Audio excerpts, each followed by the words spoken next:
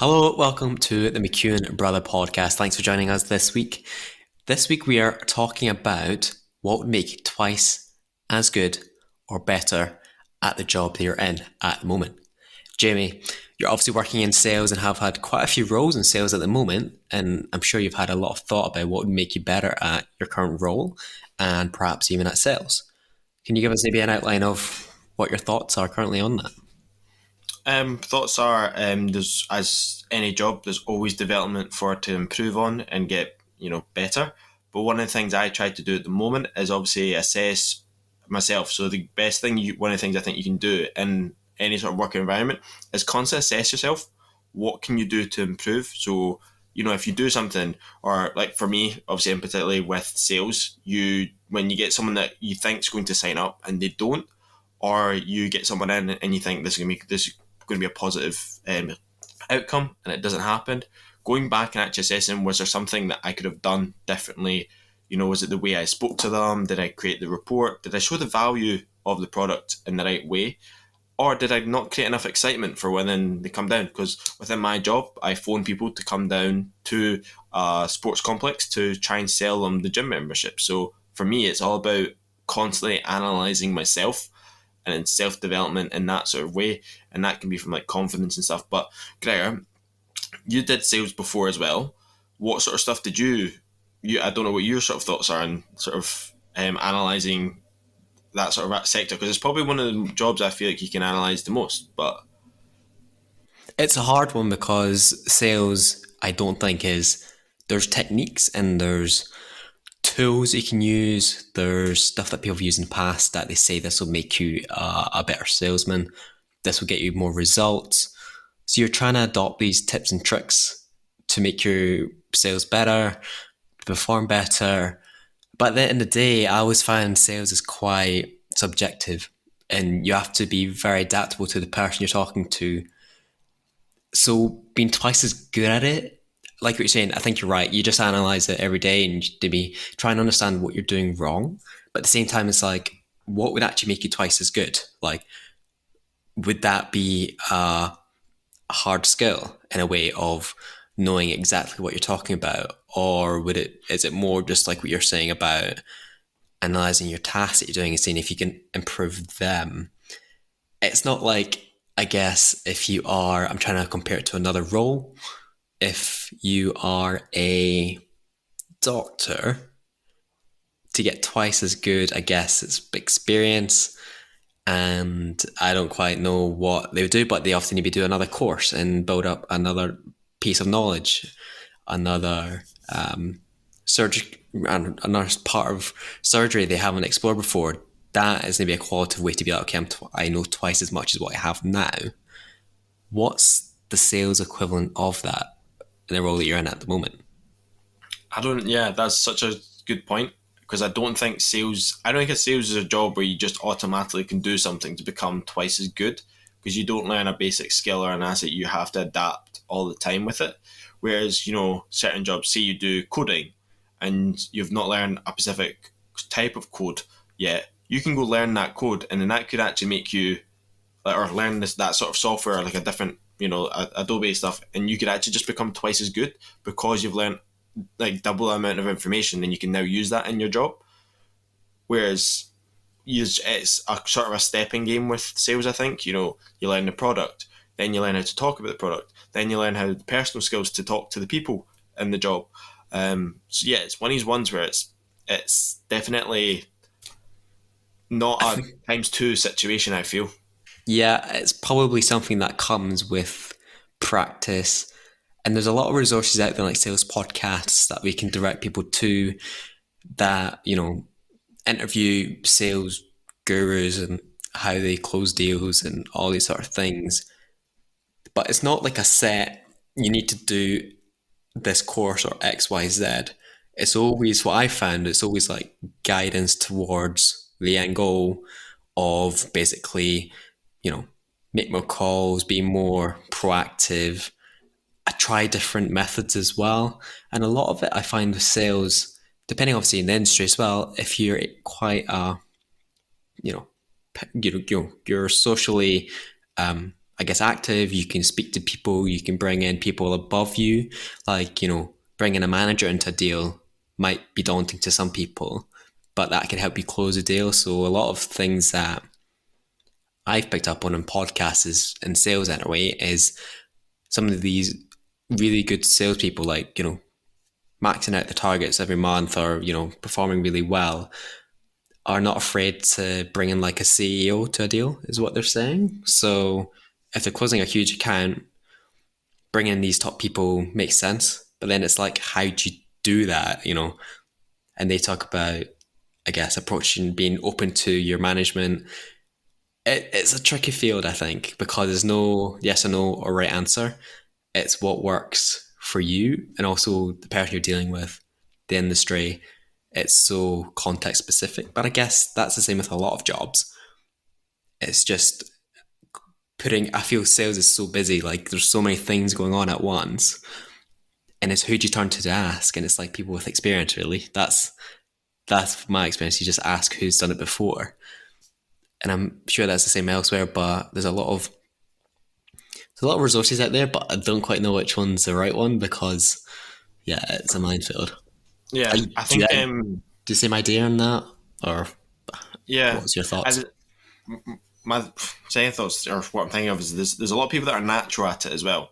I think there's people that are kind of born to be, or they have that sort of personality where they can just they're good at sales. They've got the sort of skill set. They're from either from their family, someone in the family sort of given them this sort of skill set. They've learned particular things as they've grown up, which have helped them go into that sort of line of work.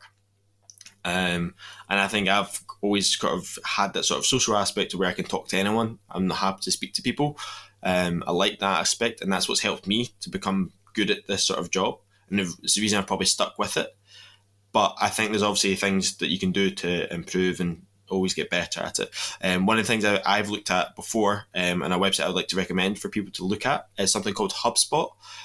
It's kind of a platform where they post like blogs about sort of any sort of marketing, social media. Well, techniques. HubSpot's a CRM, a customer relationship management tool, and they do marketing, they do CRM stuff. So it's a whole product.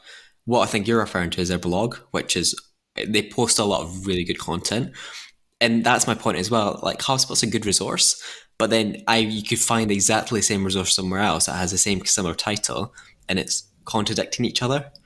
You know, True, true. but it's a really good place to start. I'd agree with you. So obviously that's me with my sales, and I continue to plan to basically improve. I don't think for myself it's a times two situation, but what about you, Gregor? Can you give the audience a bit of insight to obviously what you get in day to day? People know what sales people kind of get up to. Can we get a bit of understanding of how you could maybe develop yourself? Yeah, I mean, it's a question I do ask myself a lot regarding. So I do business development, which is basically, I guess, in an essence, like a strand of the sales function within an organization. So it's all about identifying how to build and develop new opportunities that the business uses to grow. So a lot of that is kind of research, identifying opportunities that the business could use to leverage new sales. And within that also comes a lot of making materials for a sale, making, for example, I'm doing a lot of pitch decks at the moment, or even just a lot of market research for searching for prospects, so cold leads, effectively. So you're kind of in between the background of sales and trying to identify new, I guess, in a way, markets to approach for new business. So yeah, it's an interesting field. I feel there's a lot of assets to it, and obviously depending on the company you're in, you could be doing a similar thing that I've just described, or something slightly different, which might require other skills. So for me, one of my tasks is to keep our customer relationship management tool up to date. So I'm tasked with understanding how that works, but I've also got the task of building pitch decks, which is a bit of design work as well. So being good at understanding what looks good, how to actually operate. We use a tool called Figma, how that works. So for me, looking and to get twice as good as what I'm at, I've thought about it a lot lately because I feel sometimes that you're just kind of flowing along. I don't know if you feel like in your job, like you just kind of turn up, you're flowing along, you feel like you're doing a good job or making an impact, but you feel like you'd be missing something. Like you could jump up to the next level, you could um, close that extra deal, or you could find a new way to make day to day better for the team by finding a new process or something. And I think we're right. It's for me, it's probably a bit more research, a bit more understanding of the industry, and I also look at an internal communication channel called Slack, and a lot of people in the business are sharing materials there, which are industry specific, maybe sales specific, potential partnerships. People are sharing this information, and I feel like being a bit more proactive in that sense would be another step up as well. Just I think it's not like I cross a line and that's me doubled my output, but I feel like it's a process to get there because I feel like I'm doing the tasks I need to do, but being perhaps more efficient at them. Yeah. Yeah, it's a Would you hard say one. It's a hard one to quantify. so? Would you say so? Like for my to give a sort of comparison, my job is a step by step process to improve myself, doing personal development because it's all about how I come across to the person and how I sell myself. Do you think with your job is more about learning processes and understanding software to then optimize your job? It's a part of that. I think it's more of a wider picture where you're. I'm not tasked with just understanding software and stuff. It's more because it's a young business, a startup. I'm not just here to learn the programs that we're using. I'm here to help every aspect from getting the deals, finding what works to then use that more and then close more deals. Just effectively helping the business and the sales function perform better. And with that comes the stuff that you've talked about. And I don't, I feel like maybe your role is very much and you need to you talk about silos within a business. It's like, would you really talk about the marketing team? Would you really message them about something on the website that you think could be improved, an image here, or, can you get sales material that would help you close a deal to customers? I feel like yours is because it's quite an established business as well. It's quite structured in a way that's good because you can understand the levers you can move and the direction you would go in. But do you feel like sometimes it's maybe too siloed and you wish you had more options? I mean, you might do, and I don't know about that. But is that something you think of? I don't think so. It's not something that comes straight to head of what I've thought about within this job. So I guess like my question is, you know, you're talking about to get twice as good at your job. It's all about you, right? Makes sense because you're the one who's tasked with like this kind of sales cycle and closing the deals. But at the same time, like it's a team effort. You tell me it's like team goals and stuff. So it's like it's not just about you getting it's not just about you getting better. It's about how do you make you could look at it like how do I make the whole team a success? And I guess you do have aspects of that, like you share different deals and stuff within the business. But like if a customer turns around to you and is like, oh, it's too expensive, you've got levers to make it a deal or whatever. But are you able to do you look at competitors and go like, oh, they've got a great deal going on here? Or even outside of the industry, do you like, oh, they've structured their pricing this way? That's quite interesting. Can we try that? Is that something you think about, or not look into? really. Being with the company I'm with, it's quite a we're a kind of standout company in their own. Like they're the only one that I think provides the sort of service that not many other competitors are providing.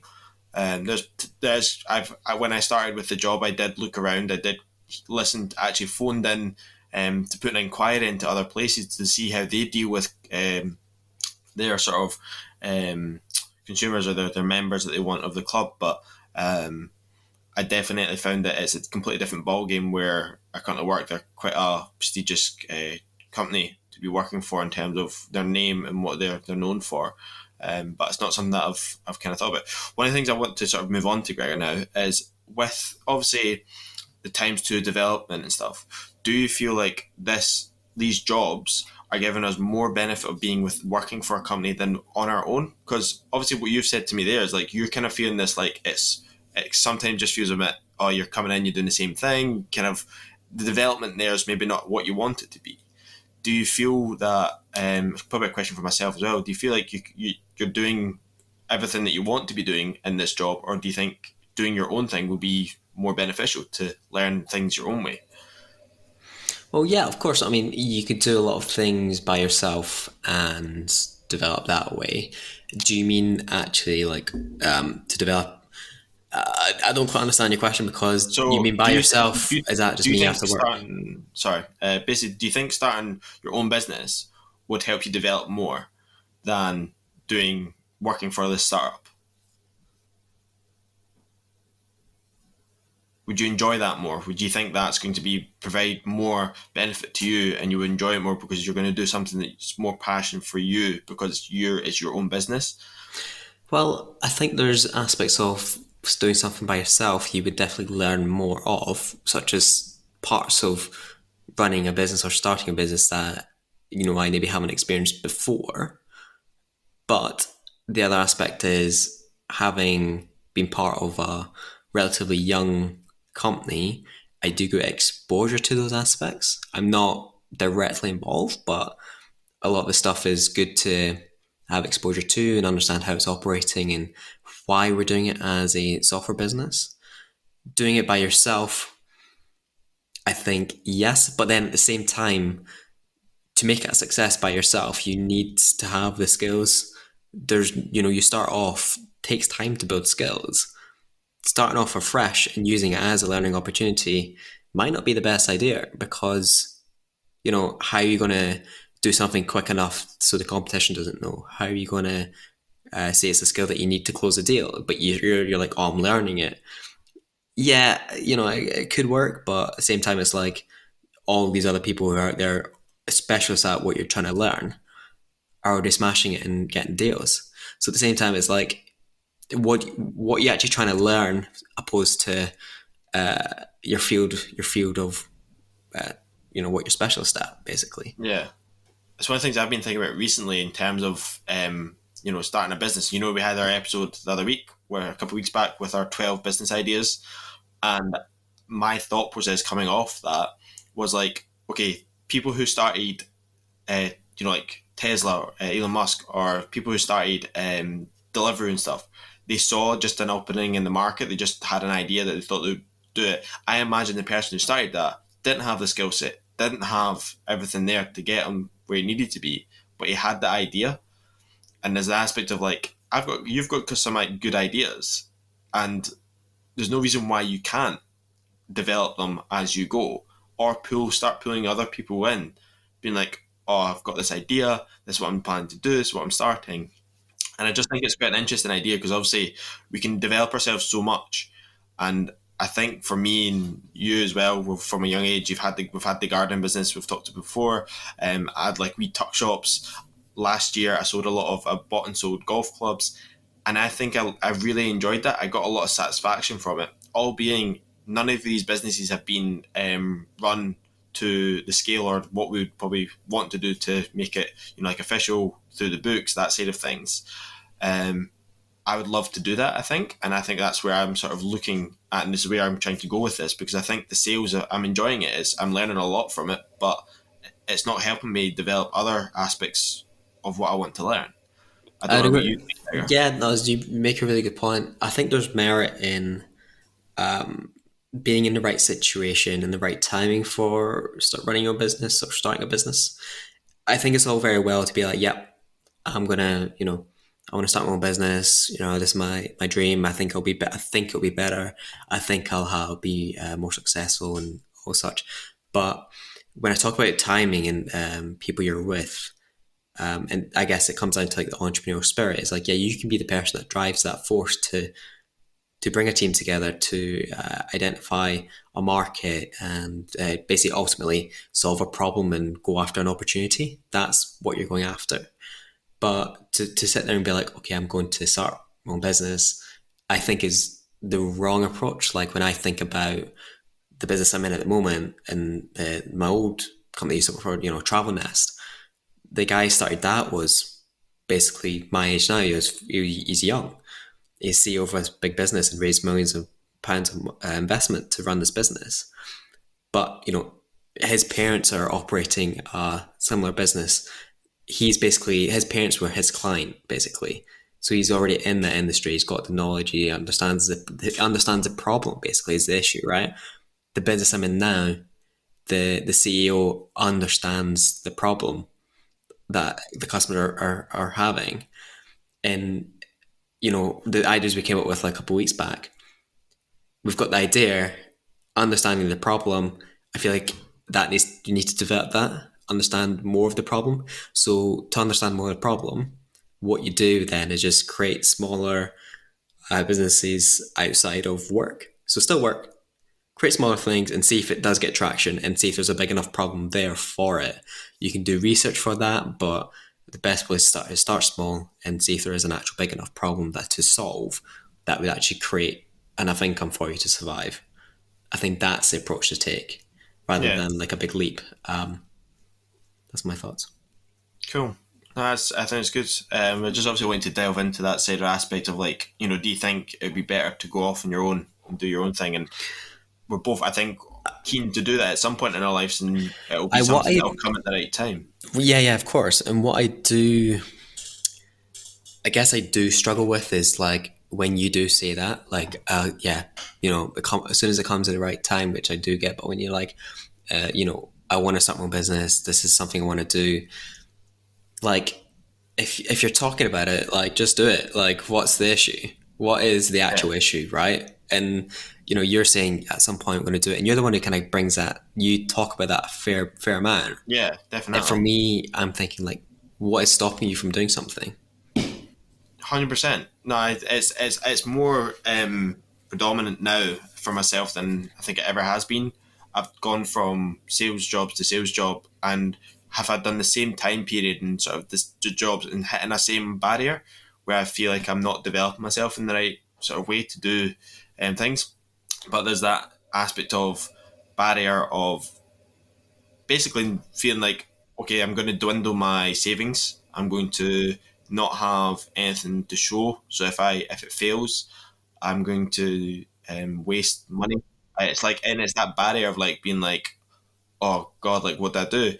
And one of the ideas that I've started to come up with, and it was one of the ones I did in my dissertation. So from the last episode, the golf clubs. And selling the golf clubs recently, I've got a bit of knowledge in that sector now, and I think there's an aspect of there's a market there to either provide some marketing, which is my degree, for golf clubs and be a specific marketing company that helps golf clubs, or going down the route of the golf clubs. I've bought and sold golf clubs. I understand that side of industry. I think it'd be something I could be good at. But is it secure? Is it safe? And this is where it comes the balance of doing it in between time I've got off, So starting it up, yeah, getting a of course. I mean, there might be an opportunity there. Sounds like sounds logical that there would be. Um, I don't know if you keep stuff and these such things because there's a guy who runs £1 million business by himself called Design Joy. If you type in Design Joy on Twitter, you'll find a lot of details about his business, and he's recently started tweeting a lot more about how he started it, how he funds it, and how he operates basically. And it keeps it super simple. Has like a monthly fee for businesses and provides like unlimited designs, and that's like the model.